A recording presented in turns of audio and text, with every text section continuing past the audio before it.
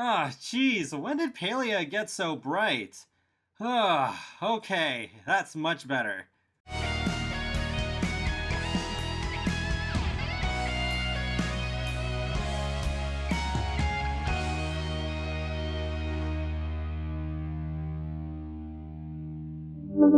Hey folks, how's it going? This is Iron Seagull here, back with another video on Palia. So, we got an update recently that added some new content, and a hotfix too that fixed some issues.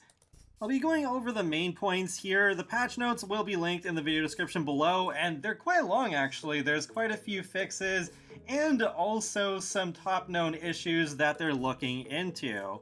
By the way, I hope you like my new kitchen. I tried to make it super cozy, and it was really fun unlocking all the different furniture through crafting for this. It's actually my only additional room at this point because those rooms are really expensive. Just gotta do a lot more potato farming, I guess. But starting with the first major addition, the adventure continues for finding your chef. After you've chosen your chef, which I think is basically your mentor in the village, I haven't actually gotten that far yet, but there is a new quest now for the acceptance ceremony where there is a special cutscene that plays. The Palia Twitter did tweet a clip of it, and it looks pretty cool. There's also found item quests now, which are supposed to be triggered by finding certain items, but I've played some since this update and I'm not sure what they are, because I don't think I have any of them. Next, they have adjusted the XP gain for a few different skills. So with fishing and mining, it will go up faster, and with forging XP, you'll get less from picking up gatherables such as flowers, but they've doubled XP gained from chopping wood in return. And I've definitely noticed that difference, because I felt mining just especially went up so slowly. But going from level 7 to level 8 I felt was just much quicker than it even was going from level 6 to level 7. And I am getting less XP from gatherables, though it seems like my foraging skill is still going up pretty quickly anyways, as I'm already halfway to level 10, I guess just from all the trees I've chopped down, because I did not expect to get to that so quickly. Now, with Zeki's wondrous machine in his shop in Kilima Village, there's a rare chance to obtain exclusive decor items as a reward from the Lucky Ball. And these 4 items are from the Valley Sunrise set. There's a new bed, vase, side table, and chandelier. I think they look pretty nice. I'm not exactly in a rush to get them. I assumed that the machine already had some exclusive items, but it's good to know for sure that, yes, there are some now. Also, I'm really glad they mentioned in the patch notes that you get a lucky coin every 24 hours in real life time as long as you buy at least one thing from Zeki's general store, because I didn't know that. I have been getting those coins, but I didn't know it was that frequency.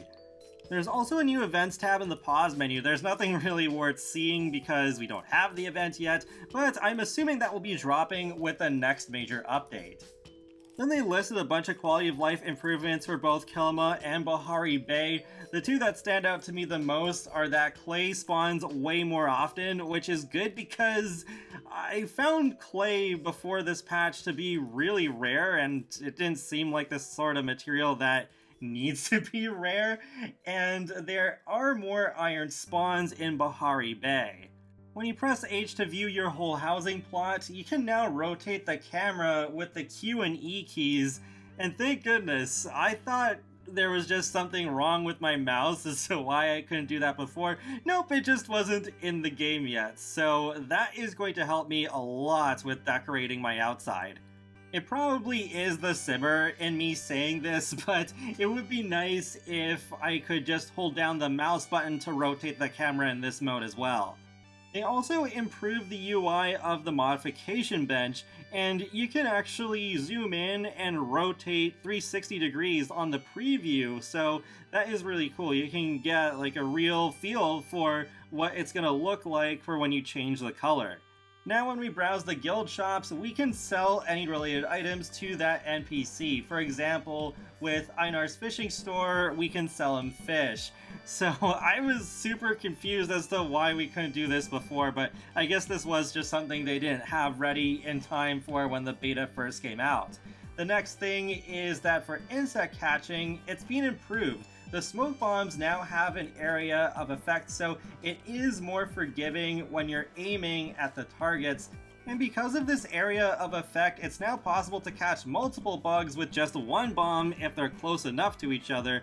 So that is good. Admittedly, bug catching I've done way less compared to everything else, because I think most of my skills are like level 6 to level 9, and then my bug catching, if I remember correctly, is only like level 3 or level 4. I don't know, I just haven't really felt like doing it much, though I should do more of it so that I can get some silk for my furniture crafting. But yeah, I have played with it since the patch, and I do enjoy it a little more now. The amount for various items that you can request from people have been adjusted. Animation canceling is now an official feature, so with foraging, chopping, and mining with the animations, once you have just about completed the swing, you can apparently let go of the button and then just start swinging again, and it'll be a little bit faster. I haven't tried that myself though, and game performance has also been improved for lower end machines. Moving on to the premium shop, we have 3 different new outfits. The first is Ruffled Redding Note. This was taken out for a little bit due to some graphical issues, but as of the hotfix, it's now being re-added, so you can go get that now if you want. It's an okay outfit, I guess. It's not my favorite, but it does fit the style of Palia. Next up is Spade, which definitely reminds me of the Sims 4 game pack. The duck on the back is super adorable, but apart from that, I don't really care for this one. I don't see myself using it unless I had perhaps a really upscale bathroom. But I love this builder one. This is really cool. Like, I could imagine myself wearing this for whenever I'm doing a lot of decorating and building on my home plot. But these items are all still really expensive, even for a free-to-play game, so I'm not really sure if I'll ever get any of them. Last but not least, we have what's actually my favorite part of this update, pets. So we have the Pal Cat in 4 variations: Sandy, Snowy, Nocturnal, and Island. They're super adorable, and I can't decide on a favorite. Probably Island or Sandy, but I like all 4 of them. So you actually select these in the collections menu when you go to equip various things like your fishing rod, health booster, and your glider. So there's just a new one for pets now. So how do you go about getting these Pal Cats? Well, it's interesting, definitely controversial, but you get the Sandy Pal Cat by just making a one-time purchase of any Palia coins, even the cheapest bundle. So you could go for the $7 one, at least in Canadian dollars, that's what it's listed here. So it's a little expensive still for just one Pal Cat. But then for the other 3, you have to accumulate a total of 3,000 Palia coins purchased. So you could get some now and then some like 6 months later, and then as long as it adds up to a total of 3,000, then you will get the Snowy, Nocturnal, and Island ones. But yeah, that is roughly $40 in total, which is a lot. Though at least when you have that many Palia coins, you could spend that on maybe like a couple of different outfits too, but I still feel, I don't know why these games, like it's a problem with Disney Dreamlight Valley as well, where they seem to bank on whales spending money on everything rather than pricing everything more fairly so that more people will buy these things and then get a higher total of money that way. Hopefully in the future they could adjust the prices to be more fair since we're only in beta right now, but my gut feeling still says that's extremely unlikely. But maybe they could add a way of earning premium currency for free, like say in Disney Dreamlight Valley. There always were those moonstone chests you could pick up every day and you get 50 moonstones. But recently they added Dream Snaps where you can earn some moonstones pretty easily just by voting on people's submissions. But if you submit something and you get a lot of votes and rank pretty high, you can get a lot of moonstones. Aside from the whole money issue, I think they could still improve the pal cats more because I'm running around a lot here so that I can show you that they don't really follow you that closely. I find that I don't tend to notice them a whole lot when I'm out adventuring because I'm just running around and then doing cool 360s in the air because it's fun. But then it's only when I slow down, especially if I'm just walking around my house, then okay, then I notice them.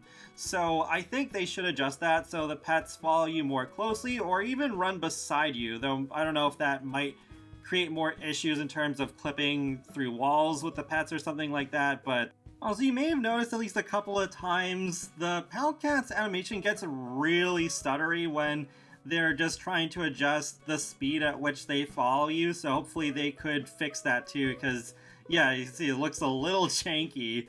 But I do think it is a little silly that we can't pet our pets. It is reminding me of Disney Dreamlight Valley yet again, because at first we could not pet our companions in that game.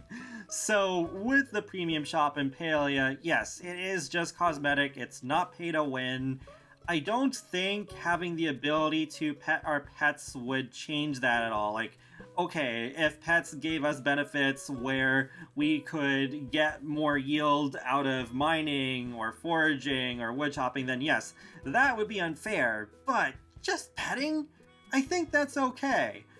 Sure, I guess you could technically call petting a gameplay element, but it's such a minor one, I don't think it would really hurt anything. It's just so weird to have these pets that, I mean, they're really cute, but then you can't acknowledge them in any way. They just fall behind you, and it's just like, yep, they're pets and they're there, but you can't really have any sort of friendship with them at all. Plus, it would add more value for these premium items, though I am hoping that eventually it would be possible to get one or two types of pets through gameplay, just the old-fashioned way. Like, for example, maybe you could earn whatever the dog equivalent in Palia is by reaching level 10 for the first time in any of the available skills. You'd be able to get it for free, but it would still be quite challenging to get, so it's not like just everybody has a pet right at the beginning. So what did that hotfix change? Well, you saw at the very beginning of this video that for some reason after that major update, the in-game lighting got very bright and washed stuff out a bit. I don't know how that happened, but they reverted that, so that's great. They also reverted the control scheme for the controller from what it was before the update, which is good because I found the new control scheme very weird, just very awkward. And I overall do prefer playing Palia with a controller. It just feels more comfortable. But they did note that this is still work in progress. There are still some things you can't really do with a controller, like navigating the menus, so I am looking forward to seeing the full controller support for this game. They also brought back unopened oysters, though oddly enough I was still able to get some before the hotfix was out. They fixed a flickering issue with the floorboard with the medium room add-on, which I definitely noticed because my kitchen is the medium size. Actually, there it is right there in my old footage. I thought it was my computer at first because that was the very first room expansion I ever bought, and it was after that update came out and before the hotfix was released. They also fixed the Y binding to open inventory, included fixes for 2 crash incidents, updated the menu to fix some typos, and fixed an issue where some players were able to equip a pet without owning it. One last thing is that they mentioned in the official Palia Discord when they released the hotfix that they are still actively investigating the issue where sometimes if you load into your house, it will overlap with someone else's and some items also go missing because of that. So hopefully soon they can really fix that issue because that is a pretty major one. I did run into it once myself. Thankfully I was not able to do anything to the other person's plot. I was able to move my own items and I was able to pick up one of the chests of the other player, but I just put it back right where it was, so no harm done, but yeah, still a very weird issue that I hope gets fixed ASAP. To sum up my overall opinions on this update, aside from them getting really greedy with the pets, I think it's a pretty decent first update as far as first updates go. Of course, there are going to be much bigger ones in the future that add things like new villagers, new events, and completely different areas to explore. I did not think we were going to get something like pets this early after the beta release. Thankfully, so far they have been pretty transparent and putting out hotfixes at a decent pace, so hopefully that continues. They have mentioned that they are planning to do content updates every 2 weeks, so it'll be interesting to see how much we get even by the end of this year. But that's it for now, so feel free to let me know your thoughts on this update and hotfix in the comment section below, and be sure to subscribe if you'd like to keep up with my latest gaming content. I will talk to you all later, and have a great day. Thanks for watching! And now to go and tend to my crops one last time before I go to bed.